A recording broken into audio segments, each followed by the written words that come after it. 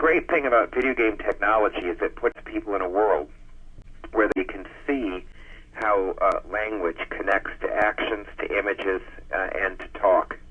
So they don't get just words for words. They get images and actions and dialogue for words. And then they know what they really mean in context, and they know how to use those words to problem solve and to think about problem solutions.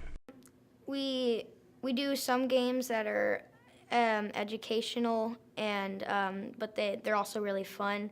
Like we can do them outside of school, but they gave us the ideas, like how to like line things up so like they're all together. And it definitely takes a lot of math and different stuff like that, but it's behind it. You don't really have to like think in your head. It's math.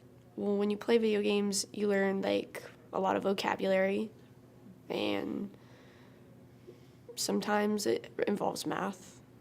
And there's like, if you get strategy video games, then it can teach you puzzles. And all strategy video games, they kind of teach you how to be patient and think about what you're doing instead of just doing it, because if you just do it, then it's not going to be right.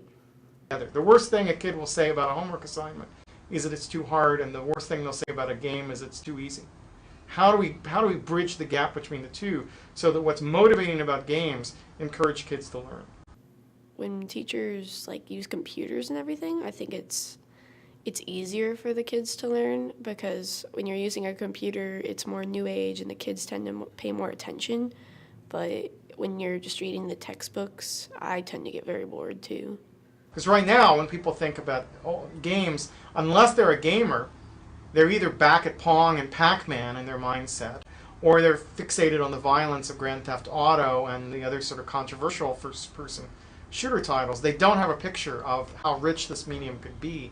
In most video games, it's not really meant for the sake of learning, but more just for the sake of having fun. But there can be like those hidden messages or like things you could learn underneath it all that many people just overlook. It's not usually like a deep message, but more just like basic learning skills.